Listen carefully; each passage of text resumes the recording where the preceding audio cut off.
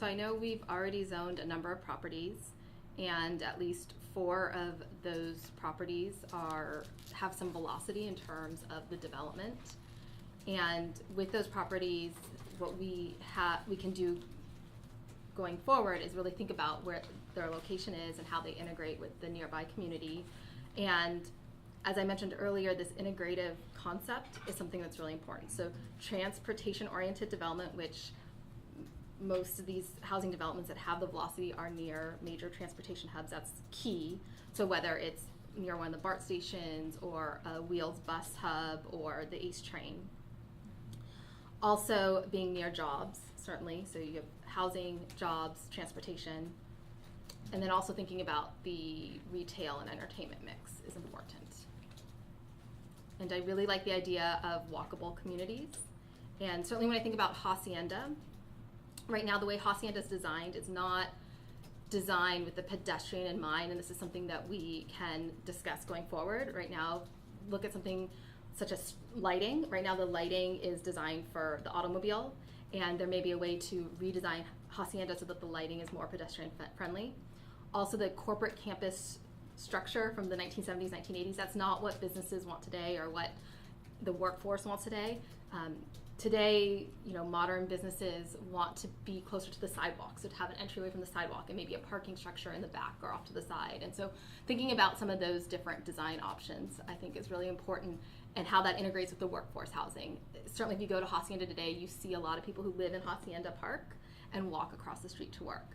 And I think we're just gonna have more and more of that as we start to meet our housing numbers. Yes. Okay, so I assume you're talking about the RENA numbers when The you're talking RENA about housing numbers, and the court.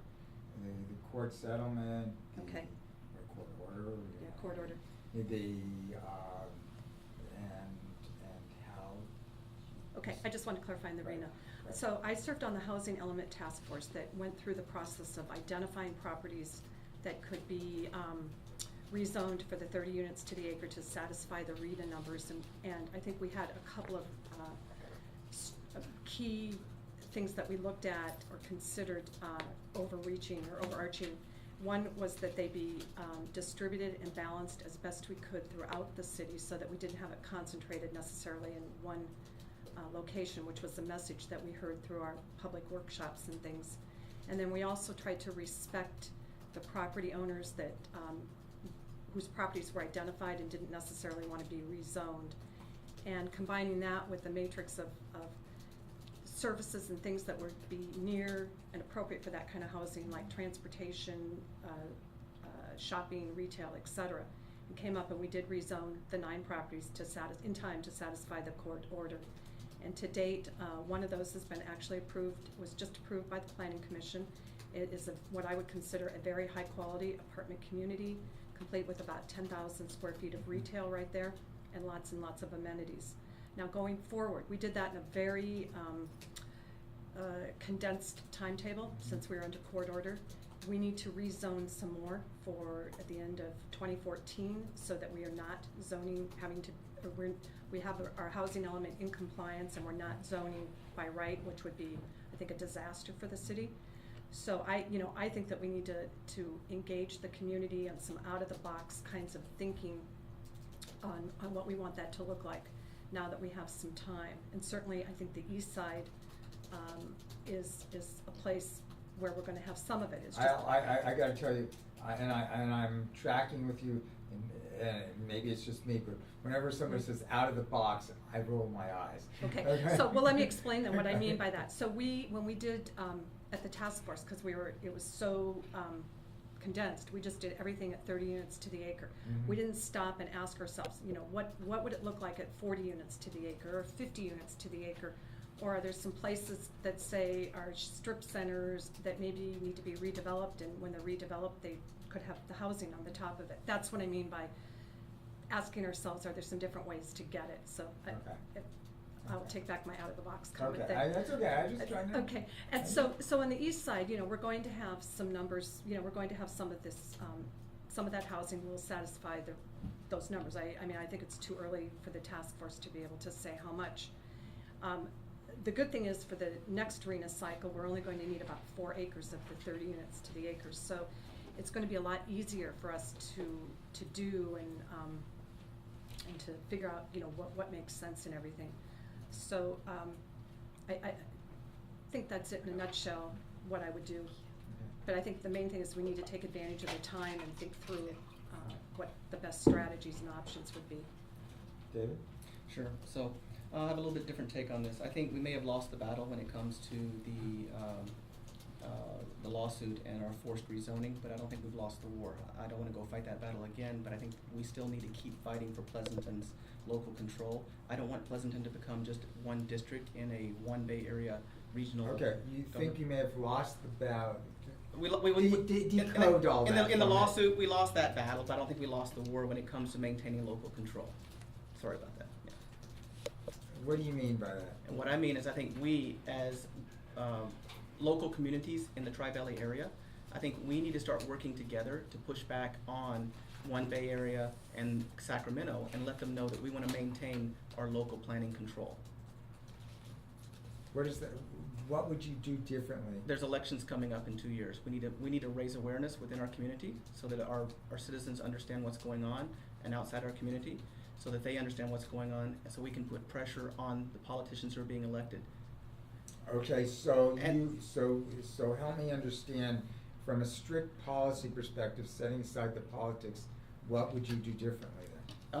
Well, let me say let me bring it back to the local level. Okay. So with this rezoning that's happened and forced upon us right now, Mhm. I want to make sure that the development pays for itself and it's not passed on to our taxpayers. So if we're going to be forced to take on these the high density housing, then I want to make sure it pays for itself and it's not becoming a burden on our community and our taxpayers. That especially when it comes to infrastructure and things like that.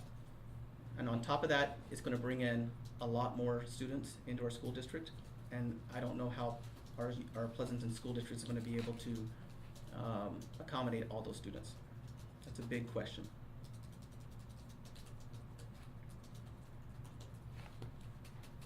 But the point is, we are losing more and more local control, and it will continue forever until we no longer need a city council if we don't stand up to it. Mark? Okay, I don't see, and people will say there is, I don't see a vision for the town. What is our town supposed to look like? I go down 580, I drive to Livermore, I look at those hills and I say, that's not what we want Pleasanton to look like. And I don't see a vision. People may think there's a vision, but are we holding to that vision? Where do we want our housing at? How do we want it to interact with the surroundings, the hillsides, the different neighborhoods? Well, let me ask you something, Mark. Aside from the court order changes, you do have a general plan. You do have With the vision. Pardon? With the vision. With the I mean, it does exist. Okay, I understand that, but if you talk to people on the street, they don't see it that way. Okay, do you have a problem with the way the general plan's laid out? I think the general plan is fine in itself, but I don't see us applying it. I just don't see it. I see us. And can you give me specifics? Well, I mean, a direct example is the thing you were just talking about, the Oak Grove project. I mean, that type of thing. It was put on a hillside. It was modified from this to this. There were exceptions made for it. Okay. Well, we haven't gotten to the hillside stuff yet. We are coming to that. Okay. Okay. I'm trying. I'm trying. Believe you me, you guys didn't think we were going to get out of here without PPs and QQs, did you? Right. Okay. But in terms of the vision, setting aside whether roads are houses and houses are roads and P's are Q's and Q's are P's, okay? Is the city not following its general plan?